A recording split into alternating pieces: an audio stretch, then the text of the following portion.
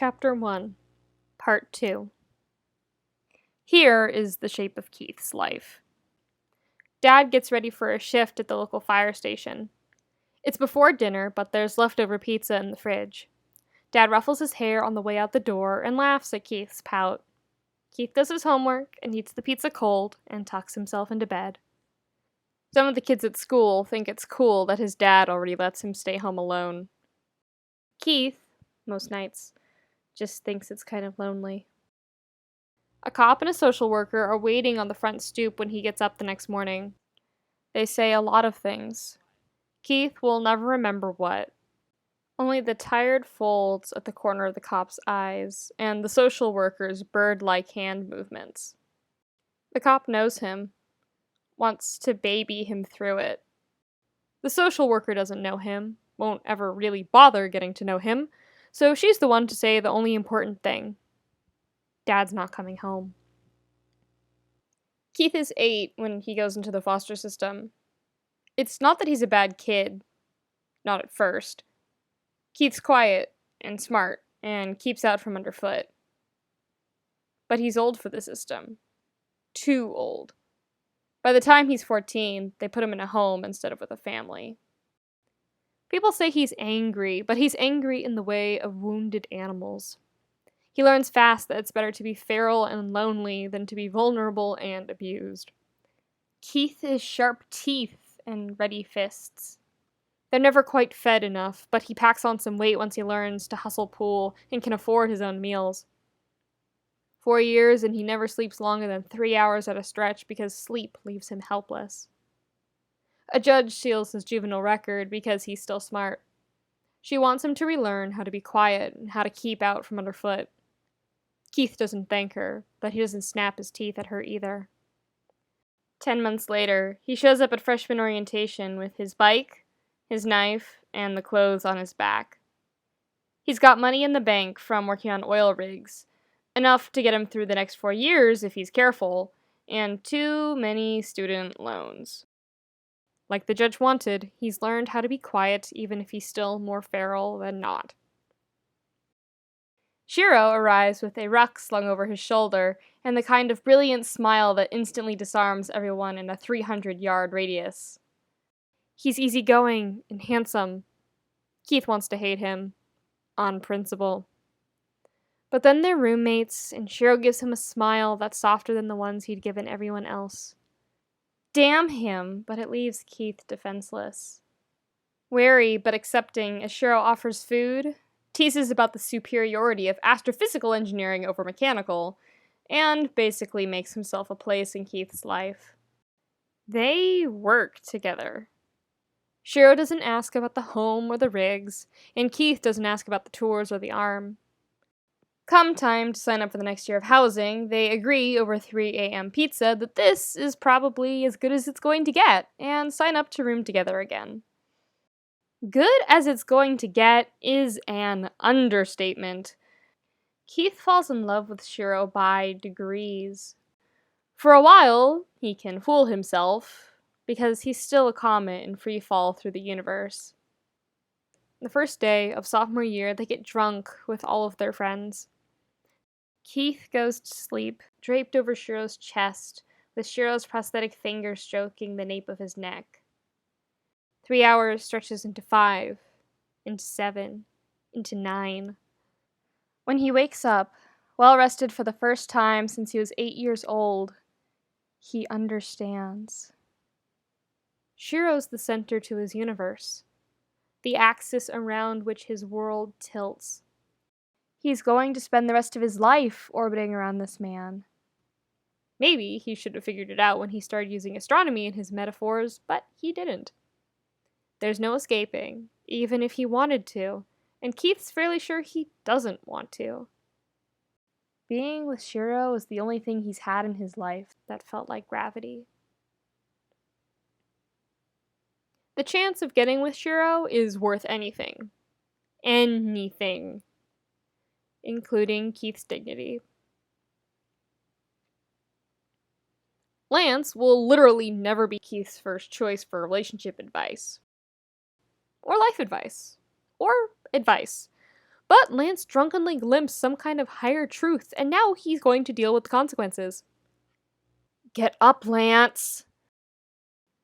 Pounding the side of his fist against the door, Keith waits for the inevitable moment when he can hear the whining sounds of his friend shuffling to let him in. None of the passing students even look at him. They've been broken into this particular ritual. To the way Keith pauses, then thumps the door so hard it rattles in the frame. You're way past your beauty sleep. Before he can bring his fist down again, the door yanks open and Lance scowls at him. Fridays, he doesn't have class, which means that even though it's nearly 10 a.m., the other boy still has on a face mask. I am not past my beauty sleep, he snaps. Now you are, Keith says. He ducks under Lance's arm and into the room with startling agility. Do you remember when we went to that club? Lance whines in his throat, but closes the door instead of trying to kick Keith out. I guess? Between the two of them, Lance is hands down the partier. Clubs and pretty girls are near the top of his favorite things. Alcohol isn't necessarily high on the list, but it does make the list. Did we ever club together? Because Lance rooms with Hunk, there is exactly one part of the dorm that is reliably sanitized. Keith carefully edges into the kitchenette and then rests his hip against the countertop. He's not exactly organized, but part of his soul still cringes when he looks at the rest of the common area. Better to focus on the task at hand. Yeah, we did, Keith says. Last summer. We got trashed on tequila. You bought me a shirt? An excruciating pause follows. Lance squints hard enough that his mask cracks. It reminds Keith a lot of the desert mesas, but he doesn't say as much. Oh shit, Lance says finally. His eyebrows, which maybe that's skinny naturally, but Keith's pretty sure he's seen tweezers by the bathroom sink, rise up. The face mask cracks more. It's honestly a little gruesome. Crossing his arms, Keith attempts to look dignified. This morning You wore it? It's a little hard to tell what expression exactly Lance is attempting to make right in this moment. Some combination of delighted, horrified, and confused. All open mouth and scrunching eyebrows and too much nostril flaring. Why did you wear it? There's a long version of the explanation, but Keith doesn't intend to give it. Mostly because if he does, Lance is never going to let him live this down. Scratch that, Lance is still never going to let him live this down. But, accident. Very slowly, Lance nods. His expression tips more towards amusement. Did you wear it down to the laundry room? He asks. Clearly fishing for the chance that someone got a picture that's even now floating around the campus Snapchat. Or at least the possibility that someone, anyone, witnessed this moment. No, Keith says. On the one hand, Shiro really is worth anything. Worth everything. That genuinely does include Keith's dignity. On the other hand, this is Lance. But Shiro saw.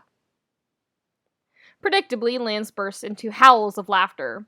He grabs blindly for something to hold on to.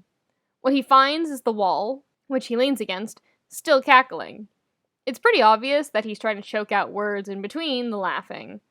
All that's coming out are wheezy little syllables that don't mean shit. Lance, Keith growls. The other boy settles with a few sputtering wails. A chunk of his mask just falls off, jerked loose by the laughing. It's really gross. How this qualifies as beautification is beyond Keith's grasp. This is perfect, he says. Reaches up to flick away a non-existent tear. I needed that. It's the perfect segue. Gritting his teeth, Keith says, I need your help. Dead silence. Lance might not even be breathing. Without saying a word, he trails off to the bathroom. Running water, some splashing, the water being turned off. More dead silence. Keith digs his fingertips into his biceps. If Lance won't help him, he's honestly not sure what his next step will be. Up until yesterday, he hadn't ever really thought about daddy kink being a thing that people were into. Now, he's trying to invent a seduction plan for it on the off chance that Shiro really does have a daddy kink. That would apply to Keith, instead of to some pretty twink who doesn't get into fights in pool halls. Fuck. Okay, Lance says. The face mask is gone. Thank God. He's draped himself against the bathroom doorframe. Probably he's going for cool, but it's coming across like he doesn't trust himself not to collapse again. So, why do you need my help? It's not like we're... Forget dignity. Apparently, he's going to need to sacrifice his pride, too. You knew that Shiro is... It's happening again. That Shiro wanted to... He can get through this. You know. Or maybe not. Clearing his throat, Keith musters up every ounce of spiteful courage he possesses and tries again. I think Shiro has a daddy kink, and you said he wanted to be my daddy, and you have to help me make that happen. They've grown up a lot since freshman year when Lance hated him for no reason that Keith could figure. It helps that Lance got out of mechanical engineering in favor of sound engineering. Not that Keith thinks the friction was entirely based on direct competition. After all, he was a year ahead of Lance, so it wasn't even a real competition. But it helps, anyway, and Keith's just grateful for the way they've eased into a kind of friendship. All you've got going for you is legs, Lance says. It's equal parts clinical and critical. He rubs his chin with one hand, tilts his head back and forth, like he's trying to contemplate Keith from angles and dimensions unknown to the average human. You're like 68% leg. Okay. Keith looks down at himself and tries to figure out what has Lance so concerned. Sure, he's got long legs. The same length as Shiro's legs, actually, even though Shiro's got a head on him. Is that bad? The hum is entirely non-committal. At least Lance has stopped doing that weird head tilting thing. How do you feel about women's clothes? Whatever friendship they had before has taken a distinctly weird turn. Keith crosses his arms. Why? Honestly, he'd been dubious when Lance announced that they needed to go to the mall to put the seduction plan into practice. Especially since Lance wouldn't actually explain why a mall was necessary. They are friends. Maybe. Probably. Mostly. But that doesn't mean that Lance wasn't desperately trying to find out if there was photographic proof that Keith wore a humiliating t-shirt a mere 2 hours ago. Some of this must show on his face. Lance holds his hands up in a staying gesture.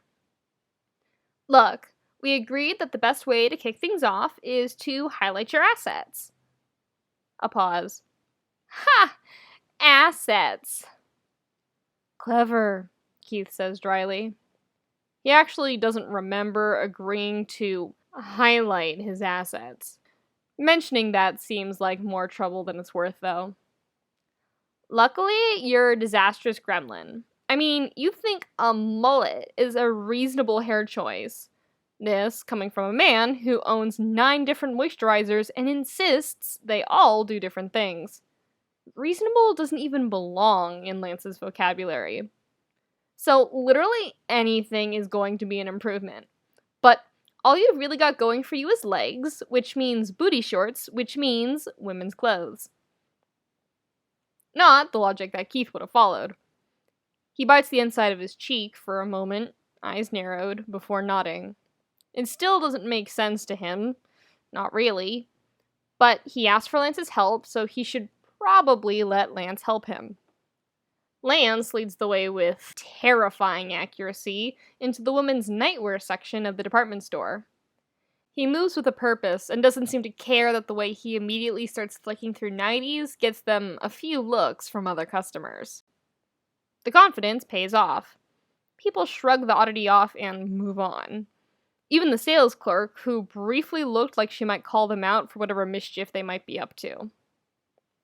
Keith, for his part, slinks behind Lance like an alley cat ready to get kicked for pawing through the trash.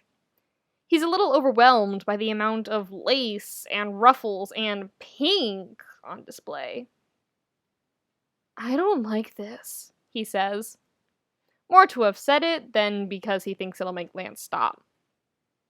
"Well, you're not going to be wearing this," Lance says, brandishing a lacy scrap of nothing in a truly eye-searing shade of crimson. "Why would I?" It's got lacing up the sides, too, like a corset. But how does a corset work with lace anyway? Are people really supposed to sleep in that? Isn't this supposed to be a department store that serves middle-class white women? Lance waves it a few more times in Keith's face, like every cliche of a matador with a bull. Because it's red and you have terrible taste. Mutiny seethes in Keith's soul. Apparently, he does a half-decent job of containing said mutiny, because Lance rolls his eyes and turns back to the rack. "You have to wear something that says, 'Hey, call me baby and go all 50 shades of gray on me.' This is what we've got." It's horrifying how casual Lance is. "Hey, maybe we should get you a pacifier, too." "It's not that kind of daddy kink," Keith hisses. Lance's shoulders jerk with a suppressed laugh. "Are you sure? Are you really sure?" Unable, or unwilling, to take the combo of Lance's teasing and the seemingly endless supply of really no, Keith makes a break for it. For a moment, he thinks about bolting from the department store, going clear across the mall to the food court, where there's soft pretzels and sunlight filtered through the skylight and no nighties trimmed in feathers. The problem is he can't go too far or he'll lose Lance. Which leaves him with either the underwear section, so much no, or the less frilly part of the nightwear section. Ducking behind a rack lined with soft flannel nightgowns, he sucks in a deep breath and tries to astral project himself out of this situation. It doesn't work. The chatting of the two ladies over by the bras cements him firmly in reality. "Shiro's worth it," he mutters, latching on to the next best thing to astral projecting. "Shiro's worth it. Shiro's worth it." When he closes his eyes, 2.5 years of Shiro rushes up on him. The phantom weight of Shiro's hand on the back of his neck steadies and anchors him. It's easier to mean it when he says again, "Shiro's worth it." "You going to be good for me now?" Yeah, he thinks. Yeah, he'll be good. For Shiro. Which means he can't just lurk awkwardly, waiting for Lance to come up with something. Especially since Lance's idea of sexy isn't Keith's idea, and he's pretty sure it's not Shiro's idea either. So the frilly shit Lance is still working through is out. The flannel nighties Keith's hiding by are also out. Biting the inside of his cheek, he looks at the racks around him and zeroes in on the paired separates. The pants are mostly shorts. Extremely short shorts. Booty shorts, even. Keith can work with that, he figures. Lance is right that Keith's got long legs. Keith thumbs through hangers, completely ignoring anything pink or covered in hearts and or flowers. He pauses at a set of pajamas in green, dotted with little mugs of hot chocolate. It's a possibility. Booty shorts, long-sleeve shirt, and less overtly feminine than most of what's available. He runs a fingertip along the shirt's collar and down one sleeve thoughtfully. During the tail end of August, when summer's still got its teeth in the weather, Keith wears a tank top to work on his bike. Too hot, otherwise. When he comes trailing in to grab a Coke, Shiro always grasps his sweaty shoulder and teases him about looking like a grease monkey. If Keith doesn't pull away, Shiro's eyes go a little distant, and he swipes a thumb over the jut of Keith's collarbone like he can't help himself. Maybe that means something. Keith's always wanted it to mean something. Keith resumes his search through the rack. Unlike Lance, he doesn't linger over each possibility. Within a minute, he's on the other side of the rack, fingers rattling as he moves them aside with dismissive focus. Blue and stars makes him pause. Gets his attention enough to let him assess the option with greater care. Paired separates, booty shorts and a tank top with thin straps. The material is some kind of cotton blend, so soft that he can't stop touching it, and clearly meant to be loose-fitting. Light blue, covered in pale yellow stars. Not too feminine. Shiro loves stars, the nerd, and this is cute. Pulling it from the rack, he holds it up to his chest. There's only one set of these, and he already knows the sizing is going to be a little big. Doesn't matter. When he finishes buying the pajamas 10 minutes later, resolutely not blushing when the cashier cheerfully asks if these are a gift for his girlfriend, he returns to find Lance with an armful of lace and feathers and sheer fabric. "Let's go," he says, jerking his head toward the department store's exit. Lance looks from the exit to the small bag dangling from Keith's fingers. "You already bought something?" he asks. "But you didn't even try on any of the things I found." The thing is, Lance looks genuinely crestfallen. So Keith tries, valiantly, to come up with a way to nicely say, "I wouldn't have tried them on in any universe, but thank you for trying." If he looks at the pile of offal in Lance's arms, he's not going to manage it. Maintaining eye contact, he says, "Your plan worked. I found something. Can we go?" A minor miracle occurs as Lance, apparently, gets that Keith's trying. He walks over to a "We'll put it back on the rack for you" display and dumps the clothes. "Okay, but I want to stop for smoothies in the food court first." Realistically, they live in a desert. Or at least they live desert adjacent. It's hot, pretty much year-round, and dry. Large swaths of the population live entirely in tank tops and shorts and flip-flops. The air conditioning doesn't make indoors cold so much as livable. Keith's freezing. Someone hacked the AC for the hall, he's pretty sure, because they're a bunch of engineers and they do that kind of shit. He's even willing to put down money that it was one of the holes. Pidge is always building something in her room that requires a cooler environment to keep from overheating. Anyway, someone definitely hacked the AC because he doesn't remember it being this cold when he was wearing boxers to bed earlier this week on account of not having clean pajamas. Gritting his teeth, he tries to sink deeper into the couch with his Calc 2 notes. Shiro's out on his morning run. If he gives in and pulls on something warmer, then Shiro will get back and want to go out for breakfast and it'll all be over. Keith will never get the guts to attempt this again. If he doesn't give in, he'll probably freeze to death while Shiro's doing a completely unnecessary 11th lap around the quad. 14 minutes pass. He's cold enough to negotiate a deal with himself. If it hits 20 minutes, he'll go change and forget that all of this ever happened. 18 minutes and the door to their dorm opens. Shiro comes in wearing a bright smile and sweatpants. Apparently, something happened to his shirt. Again. Kicking the door closed behind him, he tosses his keys on the kitchenette counter. "Hey, you're up!" Shiro opens the door of their mini fridge and pulls out a water bottle.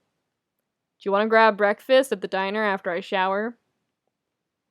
Sweat drips off the hard line of Shiro's jaw, drops onto one perfect and bare peck, and then starts a seductive trail down toward his abs.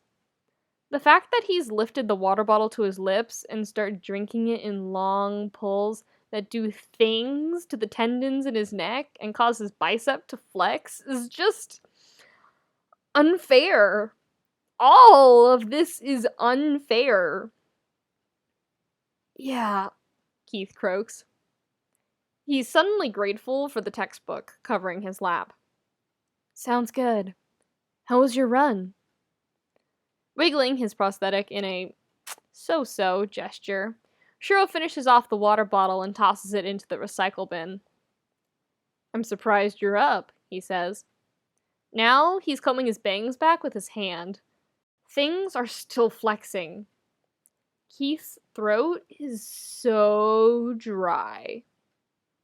More surprised that you're up and studying. Reflexively, Keith glances down at his textbook. There are so many numbers, and for once, he doesn't understand any of them. He looks back up, feeling like a deer caught in the headlights, fumbling for an explanation. Turns out, he doesn't need to give one. Shiro's eyes aren't on the textbook. Not even close. Are you... Shiro pauses.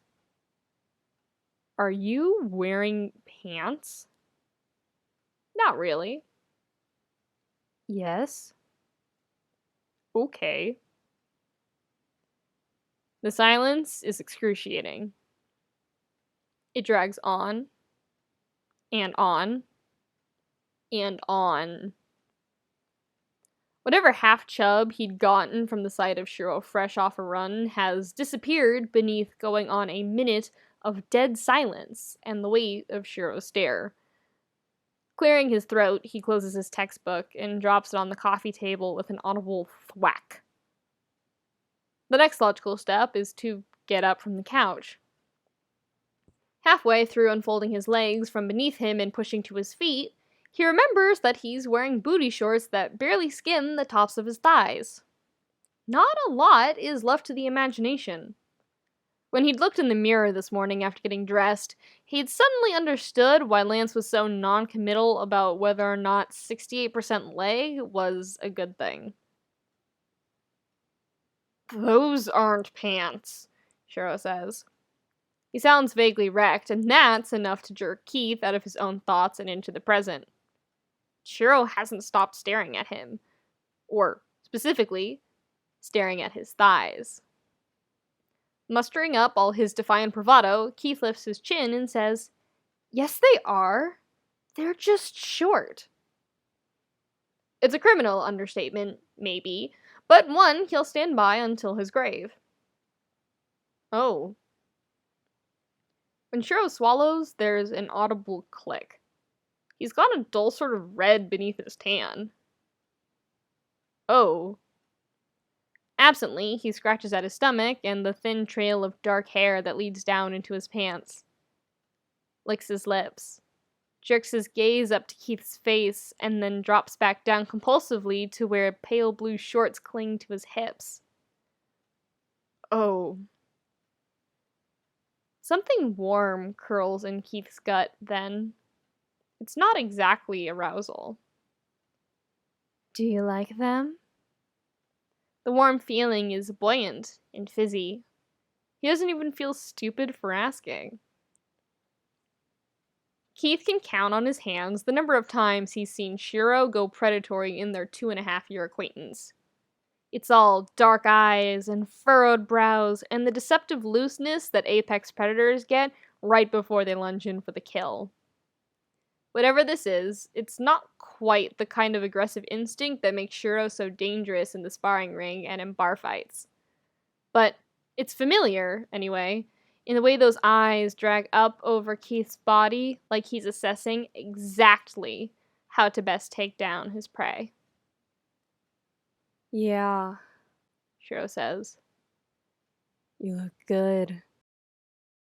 Curling his toes into the carpet, Keith lets the praise wash over him and feels the warmth in his gut settle.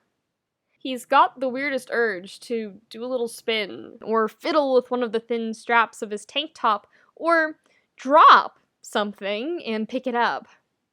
He wants Shiro to notice him more, to praise him more, to grab him and toss him onto the couch and fuck him. The moment stretches out, then snaps. I'm going to go shower, Shiro says. He doesn't sound wrecked anymore, just a little rueful. I smell like hell. There's the wry smile he wears when he's being sheepish. Fuck. This is falling apart. You should get changed. Breakfast's on me.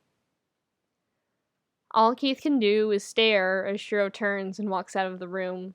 Easy as anything.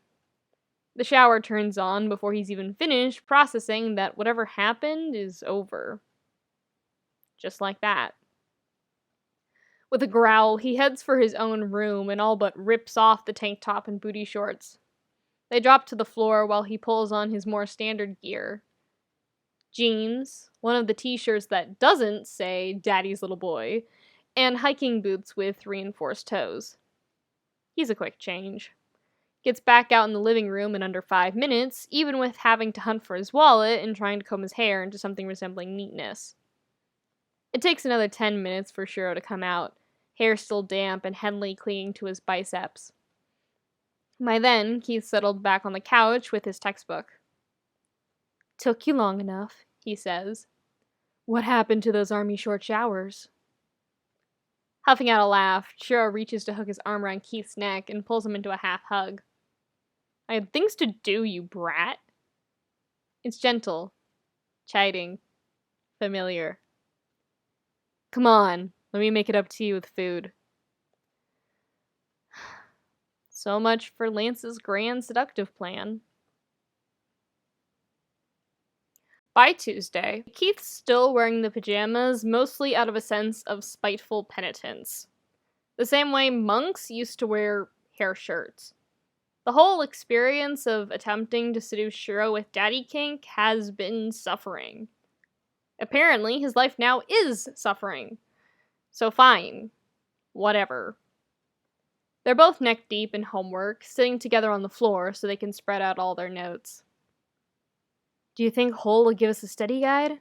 Keith asks, idly crossing out a bad equation so he can restart it. Shiro took Dr. Holt 2 semesters ago and promises he was a good professor. So far, he's been excellent. Excellent and exacting. I might actually use it. The AC kicks on just then, ruffling the loose papers and sending a chill chasing up his arms. Keith grits his teeth against the urge to shiver. This is his penance. If he doesn't give you a guide, I'll lend you my notes from that semester, Shiro says. It's said absently, like he's focusing on something other than this conversation. Homework, Keith figures. At least until he follows up with, You're cold. Keith looks up, eyes a little too wide and panicked. No, I'm not, he says. Yes, you are, Shiro says. He lets his eyes skim deliberately along Keith's bared skin for several long moments. The goosebumps don't lie. With a sigh, he pushes to his feet and picks his way through their notes toward his own room. Shiro pauses next to Keith, passes a hand over Keith's hair, almost like a caress, before saying, Don't move. Before all of this started, Keith could have gone back to his homework without too much issue. Rolled his eyes and adjusted his grip on his pencil and ignored whatever soft command Shiro handed out. Now, the remembered weight of Shiro's hand keeps him utterly still and hyper-aware of the sounds of Shiro moving around his bedroom. He fidgets with the pencil until it nearly goes spinning out of his fingers. Then he drops it onto his long-forgotten homework for Dr. Holt's class. Relief only comes when he hears Shiro's bare feet on the vinyl, a slightly sticky sound that always means they need to clean soon, and something drops into his lap. Vaguely, he's aware of Shiro moving back into the little island of space in their mutual sea of notes. Knows that even as Shiro settles cross-legged on the floor, he's got his eyes locked on Keith. And all of that would mean something, except Keith's just gotten around to fingering the something that dropped into his lap and realizing that it's one of Shiro's sweatshirts. The black cotton blend is heavy, but worn. Yellow lettering over the chest spells out RANGER, and it's cracked after so many washings. It smells clean, but also like Shiro. Keith's pulling it on before he can even fully register that Shiro just gave him his old Army Ranger sweatshirt. The one he's been wanting ever since he first saw it, because it's the perfect combination of soft and softer. Big enough that the hem pulls over his hips and the neck pulls toward one collarbone. With a quiet, disbelieving laugh, he holds up his hands, entirely covered by the sleeves of the sweatshirt. When he looks at Shiro, he realizes the other man's watching him with another one of those indecipherable looks. "I wasn't that cold," Keith says. Nervously, he reaches up to fiddle with the hood's drawstring. Part of him thinks he should offer to give it back. Maybe Shiro didn't intend for him to wear it. "You didn't have to." "I know," Shiro says. He leans across the sea of notes and pushes the hood off Keith's hair. As he draws back, his fingers curl around the shell of Keith's chilled ear, gesture so brief that Keith almost wonders if he imagined it. "You can keep it, if you want." Yes, Keith wants.